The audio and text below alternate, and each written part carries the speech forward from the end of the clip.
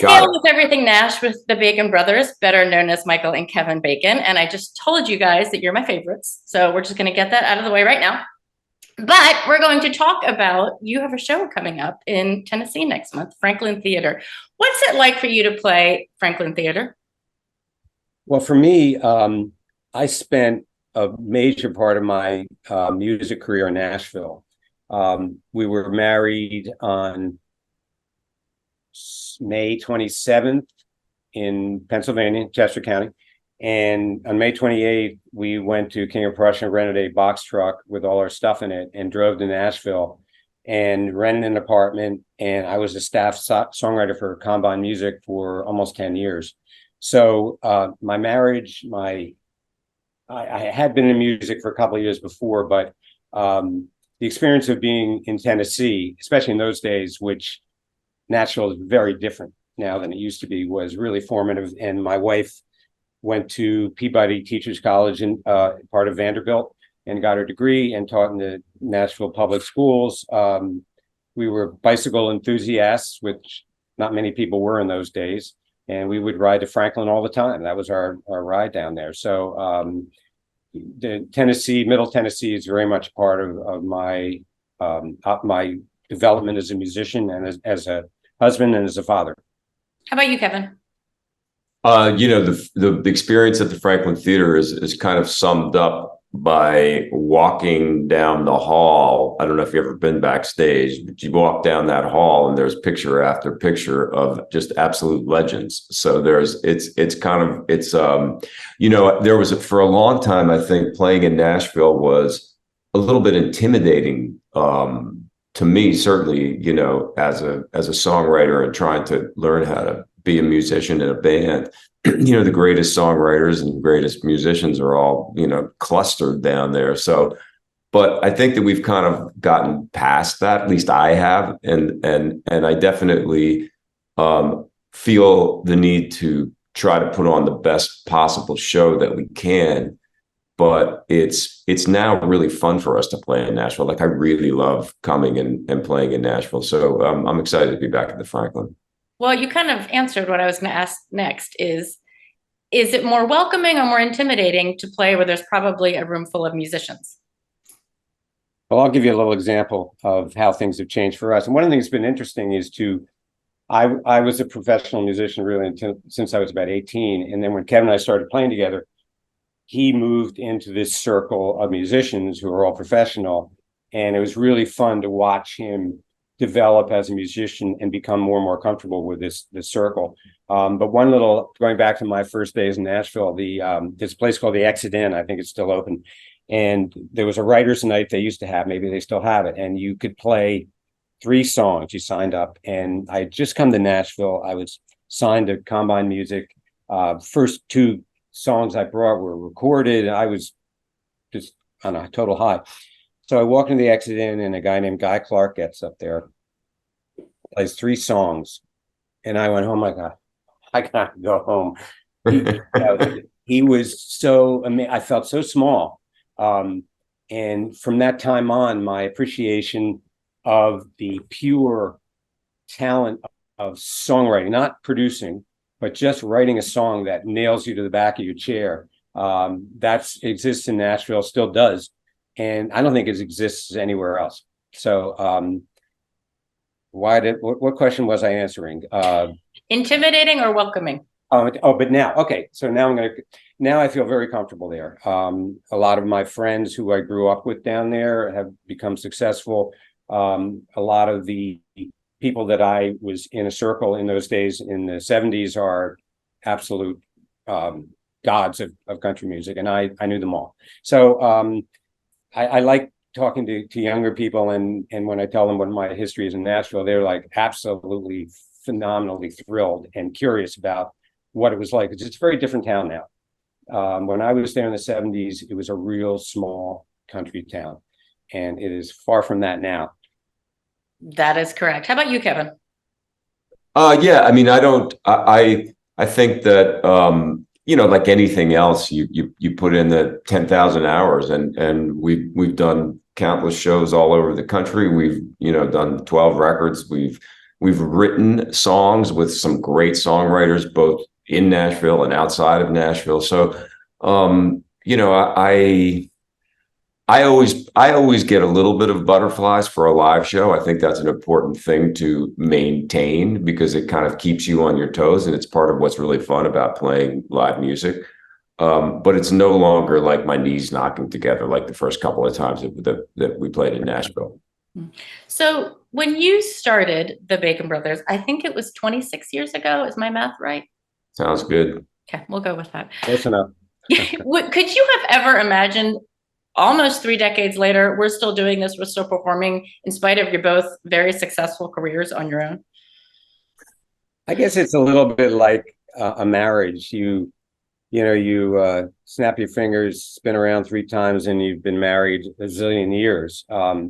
Time passes quickly when you're doing something that's worthwhile. And I think I think that the way I think about it is I think of the kind of musicians both of us were when we started the band and compare it to what we are now. And to me, that development, I give a lot of credit to the audiences that were patient when we first started, and great management, great agencies, great crew, and a phenomenal band that you pretty much can throw anything at them and they're gonna hit a home run. How about you, Kevin? Yeah, I mean, I don't think that when we started the band for really for one show. I mean, it was kind of like, let's try this out for one show. And then somebody heard about it and that turned into 2 shows. And I don't think along the road that we ever kind of stop too often and go, oh my God, 26 years. It's really more are we still going to try to fit it in? Are we still going to be able to write some new tunes and put out some new music? And, well, let's just keep rolling along. Do you guys have a hard time, or is it pretty seamless right now picking which songs? Because you by now have a lot of songs to choose from. Well, I think Kevin has made the point that you do an hour-and-a-half set and you write 6 new songs. Something's got to go. So I think that for me, I pick the songs that I really cherish and I still want to play, even though they're 25 years old. And then do the best I can to get our new songs into shape so that they start to feel comfortable and the audience seems to enjoy them. One of the things that we don't have is we've never, most bands playing 26 years are writing off hit singles from a long time ago. We don't have that. So I sort of feel like we have to win over the audience every night. And the ones that come to see what a movie star or color socks he's wearing, we got to win those people over too and turn them into music fans. So we always have a lot of stuff that we want to do to get better and to get a bigger audience. And I think that's kind of the motor that keeps us going. And we're a songwriter band. As long as the songs keep coming, I don't see why we're going to stop. What are we doing with the new music? I know your EP came out last year.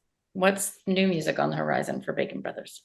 We have a new album, which is I think it's going to be called Ballad of the Brothers, which will be out this year. And the first single is the song Ballad of the Brothers, which is one of Mike's tunes.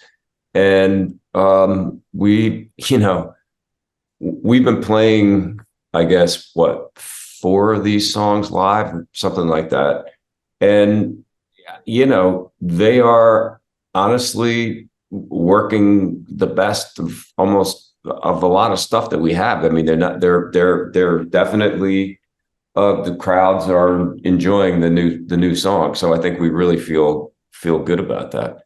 What's it like for you guys? I mean, you're brothers, obviously. You have very strong, but maybe slightly different skill sets. What's it like collaborating on music together?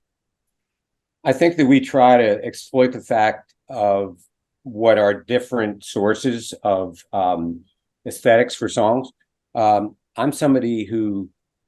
a real fool for something that's beautiful. I just love things that are beautiful music. And I've been able to adapt myself to my brother's sensibility, which is more groove oriented. And for instance, when I first started, I only played acoustic guitar, and I was looking at the set list the other night, and I think I play acoustic guitar in like 2 songs now. I'm pushing him farther and farther. It's like Dylan with the band. Right. Yeah, my old fans are booing us and throwing stuff at Kevin. Where's your acoustic guitar? Traitor. So, I think that's part. I mean, I just never my image of myself as a performer.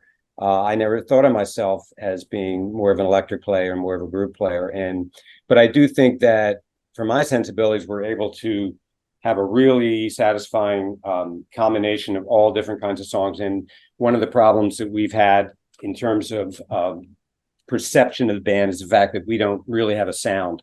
And we have 2 people with very different sensibilities, and our songs, one is this, one is that, one is the other thing. And we've always tried to let the song push the sound of the song, as opposed to, I think a lot of bands would say, well, we're going to be a heavy metal band or we're going to be a country band, and then the songs fit into that format. Kevin, anything you want to add to that? No, I mean, I think, it's true. I do think about groove, and I do think about rhythm, and I do tend to, just, I appreciate the beauty of melodies and harmonies, and I appreciate Michael's musicality in terms of that. And I don't really know what that comes from, but I think that we got both going on in the course of the night. So that's part of what's fun about the show. It's really magical. I remember from watching you guys last time, it's really magical watching the collaboration on stage. It's not something you see very often. Yeah, I'm not a big believer that as far as audiences goes, I want to feel like we're just sitting in our living room strumming guitars, and I can say whatever I feel like, and Kevin will say whatever he feels like. It doesn't happen every night, but on those nights where it really feels comfortable with the audience, you feel free. That's an amazing feeling.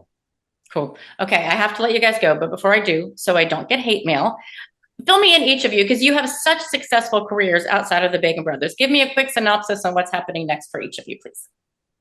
Mine is a real quick synopsis. My union is on strike, and I'm just waiting for that strike to end, and so that we can all get back to work.